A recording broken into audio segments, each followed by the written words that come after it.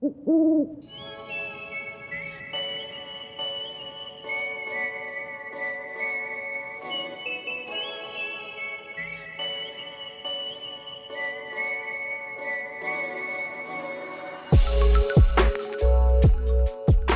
to the Owl Talk Podcast. I'm your host, Drew Carpenter. I'm a 2018 initiate of the Theta Omega chapter at Middle Tennessee State University and currently serve on the Executive Office staff as Director of Strategic Growth. On this podcast for Sigma Pi Fraternity, we'll be taking you through the fraternal experience in many different ways. From episodes showcasing the history of the fraternity to interviews with notable alumni, you'll get a true sense of what brotherhood really means from the eyes of Sigma Pi members throughout our history. Today, we're joined by Grand Sage Joe Palazzolo, a 2000 initiate of the Delta Beta chapter at Monmouth University.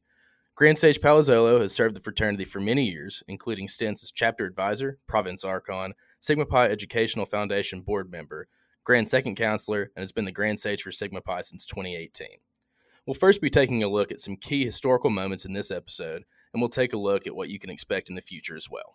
Joe, welcome to the podcast. Well, thanks for having me here, Drew. I'm excited to see the fraternity genuinely engage in podcasting or micro podcasting, and I'm glad to see that we have people behind this effort with real experience doing this style of podcasting. I think it speaks volumes to the commitment and dedication that you and our entire executive office team have towards making the fraternity experience the best that it can be for our brothers. And I'm looking forward to being on the podcast, so thanks. Absolutely. Let's go ahead and jump into some questions. My first question, what aspects of the fraternity's history bear relevance to the experience undergraduates have today on college campuses? On its face, one might assume that there's no relevance and that the efforts of our founding fathers, not just the four founders, but all of the early brothers of Tau Phi Delta and ultimately Sigma Pi Fraternity, that their experiences are too rooted in the ways of the world of the early 1900s to be relevant to the 2020s. But there are striking similarities. For example, Tau Phi Delta was founded by men who came together largely for academic and fellowship purposes. In other words, this whole thing started like virtually all fraternities started, with men coming together for a desire to share the college experience and share the natural growth and development that goes on in a young man's life during his college years. That's the big picture. The big picture is that the blueprint of how Tau Phi Delta came together is nearly identical to how interest groups and colonies come together in the 2020s. Today, fraternities are homes away from home for their brothers, and that's what they always strive to be. Now, whether or not every fraternity chapter has achieved that over the course of the various histories of the different fraternal organizations, it's a much more difficult and contentious topic. But maybe we'll get to that at some point in these Owl Talks. Who knows? In short, though, the core desire to build a family-like structure, a home away from home, that is the element of Sigma Pi's history that bears the most relevance to the undergraduate experience today. And I would be remiss, Drew, if I did not mention, just in passing, that the larger development of social skills, of how to act in a business setting, how to conduct business during chapter meetings, how to manage a budget, adhere to an agenda, be a productive member of a committee, practicing sales skills during recruitment. All of that was going on in the early days of Sigma Pi, and learning those critical skills helped develop our early brothers into leaders of industry. That same opportunity, it still exists today. And when done correctly, that authentic engagement as an undergraduate brother provides our young men with the type of leadership development skills that you just can't get from a campus club like the snowboarding club or the community service club or playing a club sport. What you can learn from the genuine engagement as an undergraduate is relevant not just for your undergraduate years, but for your entire lifetime. Very nice. That was a very thoughtful answer, Joe. I appreciate that. All right. Second question. Which historical moment in the early days of Sigma Pi can our undergraduates most learn from today? Oh, there are a few interesting moments in our early history that I think are great learning experiences for today's undergraduates. Let's start with a brief review of Robert George Patterson's fate, at least as it's widely known today. And Drew, I think there is a great deal of scholarship going into RGP's actual role in the founding of Sigma Pi fraternity. And we have a lot more to discuss on that topic, again, for a future podcast. However, the story as it's widely known now is that RGP creates this fictitious history of an organization he calls Sigma Pi. He convinces Tau Phi Delta to join the organization. A few more chapters are created, or they join this young Sigma Pi. And then Kiplinger organizes the young leaders of Sigma Pi to expel RGP when he is convinced that the story of the fraternity's founding is made up. Again, that's a very short version of how we got to the point of RGP being expelled. And again, we'll talk on future episodes of the podcast about that part of our history. And it's probably going to take multiple episodes to fully explain what we think we now know today. However, take the 10,000-foot view of what happened back then. Someone was caught being in deep opposition to the fraternity's core values, and the fraternity held him accountable by removing his membership. And let's remember, Drew, we're not talking about men in their 40s or their 60s or their 80s who are holding each other accountable. These are guys in their 20s.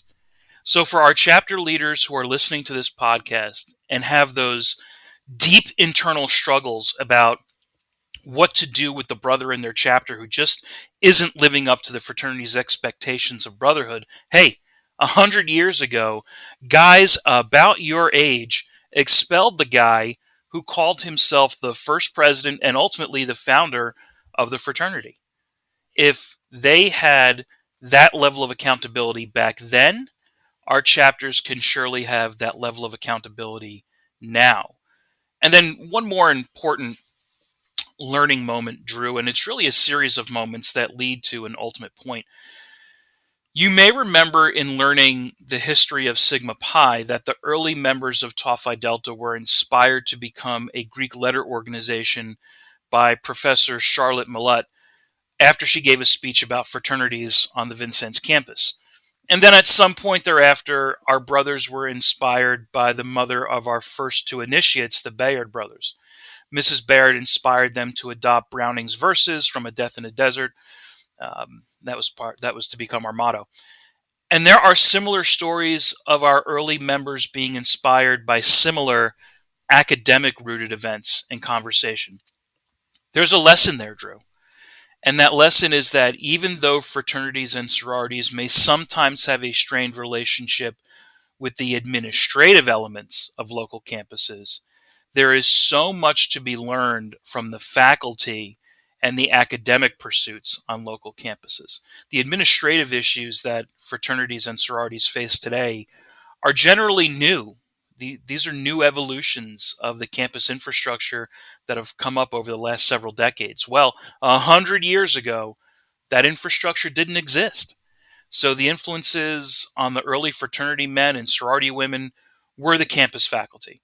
And so I encourage our brothers to learn from our founders and to spend time genuinely engaging with the faculty members on their campuses. Have lunch with your professors.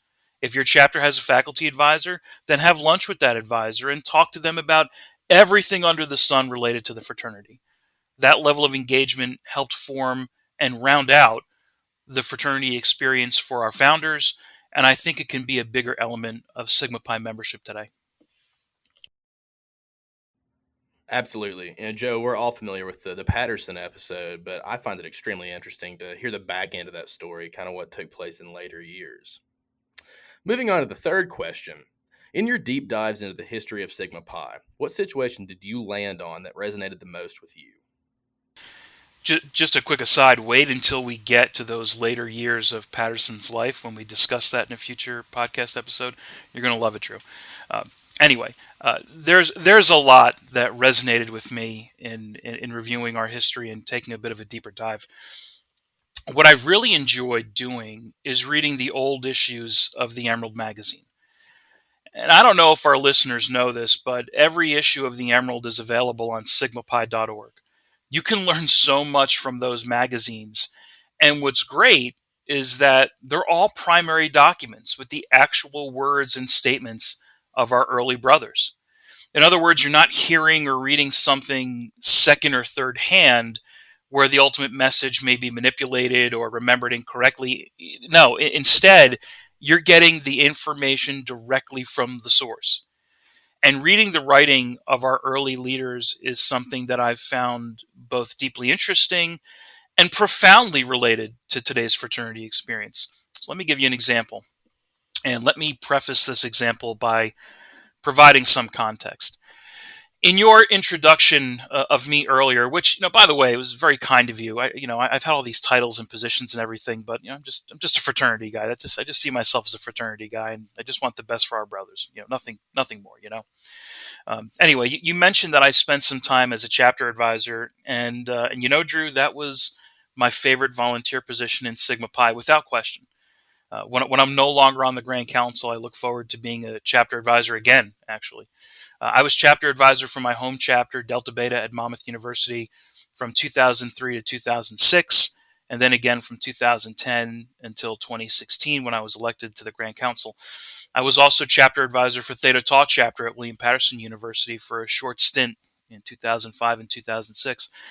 And in that time, I worked with hundreds of undergraduates on both of those campuses and on campuses around New Jersey. And I still work very closely with my undergraduates at Delta Beta chapter. And you learn quite a bit working with undergraduates. You learn about social trends. And then for our purposes, you learn about how and why things work for the fraternity, why they don't work, which programs the National Fraternity needs to invest more in, which programs they need to reevaluate, and so on. Well, one of the things I learned in my volunteer work is that our undergraduates are Sigma Pi fraternity. Our undergraduates are Sigma Pi fraternity. Now, Drew, you and I are certainly Sigma Pi fraternity too. I mean, I'm the Grand Sage, you're the Director of Strategic Growth. Yes, of course, we are Sigma Pi fraternity. But to the world, the fraternity is not you. It's not me. The fraternity is our young men across North America. And to your question about what resonated with me in my historical work, let me draw on a quote from 100 years ago. And I use this quote at province workshops and new officer orientations and all the other educational programming that I'm happy to participate in. It's a quote from past Grand Sage William Akers. Past Grand Sage Akers was Grand Sage from 1916 till 1920, but this quote comes from his time as Grand Fourth Counselor, which was back in 1915. On his way to attend an interfraternity conference, he stopped to address both Delta chapter at the University of Penn and Kappa chapter at Temple University, both in the Philadelphia area. And in that meeting with those chapters, he said the following line, which was ultimately printed in the Emerald. I quote, "The duties of our latest initiate are of more importance to the fraternity than those of the Grand Sage. While the former may have no official duties to attend to, he is actively engaged either in building up or tearing down our reputation, a matter of more vital importance than any official business could be." End quote. And that line resonated with me, Drew, because it spoke to the experience that I had nearly 100 years after past Grand Sage Akers presented that idea to Delta and Kappa chapters. And that line is as true today as it was back in 1915. Our undergraduates are the ones who define and redefine what Sigma Pi means every single day across this country. For the Grand Council, the Executive Office, our volunteer teams, all we can do is provide the undergraduates with the guidance and the resources and hope that their representation of Sigma Pi is consistently improving and getting better.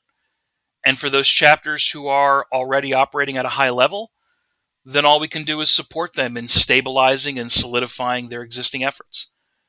There are awesome words of wisdom scattered throughout all of those early emeralds, and I encourage everyone to check them out on sigmapi.org. Eloquently said, Joe. I really like that. For our last question, what can our listeners look forward to at the future of this series of historical episodes for the Owl Talk podcast? In short, a lot. We are working on several themes for our upcoming episodes. For this episode, we wanted to focus on the big picture items and then just take a very quick dip into some of our history. And Drew, we haven't even scratched the surface of our history. In upcoming episodes, you can expect that we are going to dive into some niche content. For example, some folks out there know that I am working to transcribe a manuscript prepared by Robert George Patterson after he was expelled. The manuscript is over 900 pages long, it's over 100 years old, so it's not the easiest process. But it's important to preserve that manuscript because it's RGP's side of the story when it comes to the founding of Sigma Pi Fraternity. And you can expect some content around that in the coming episodes. Also, you can expect conversations about individual topics. For example, I was pretty excited back in 2018 to be the first sitting Grand Sage to visit Sigma Pi Society at Illinois College. We've had other folks go out there and talk with them, and there are ample records of that over the years. But the young men in the society were incredibly gracious with their time, and I learned a lot about them and how they operate during that visit. And I'm still in touch with some of the guys I met out there, and I'm in touch with them on a semi-regular basis. They allowed me to give a classic academic lecture in Beecher Hall on the topic of leadership and to stand in the same place, literally the same spot on the floor where William Jennings Bryan stood. And they allowed me to recite a few lines from his famous Cross of Gold speech, which were included in my lecture on leadership. And, Drew, that was an incredible moment for me. I look forward to talking more about that with you in the future. We have some other ideas for upcoming episodes that we're working on too. For example, we have volunteers across the country who are independently researching different elements of the fraternity's history. I think in future episodes, we expect to invite some of them to join us and tell us about what they're finding out. Also, and I know you know this, Drew, during the first 18 months of my term as Grand Sage, I visited 109 of our chapters, colonies, and interest groups around the country. I met thousands of our brothers, and I learned more about the real work of the fraternity than I ever thought I would. So we'll be inviting some of those brothers that I met on those travels to join us to tell us the stories of their chapters. What is the Sigma Pi experience like on their campuses? And we're also going to be inviting the founding fathers of chapters to tell us about why they wanted to start a chapter of Sigma Pi on their campuses, whether that was a few years ago or a few decades ago. We want to hear and we want to share their stories too. Plus, we're living through history right now with this seismic shift that hit the fraternity world because of the pandemic. But this has happened to our industry before. World War II caused a massive disruption for fraternities. And then the Cultural Revolution in the decades that followed caused another major shift. I think we're going to explore all of that in future episodes. And all of this, of course, is only just the beginning, Drew. We have a lot more to dive into over time, and I'm looking forward to it. Fantastic. Joe, I really appreciate you being on the podcast with us today to share some history, some knowledge of Sigma Pi Fraternity with us. I'm looking forward to diving into more history of Sigma Pi with you. Oh, this was great, Drew. I'm looking forward to it too. Thanks. Folks, that is all we have for our first episode of the Owl Talk podcast. Thank you for joining us for the first installment. Make sure you hit subscribe and please leave a rating and review on your favorite podcast platform. And as always, I believe.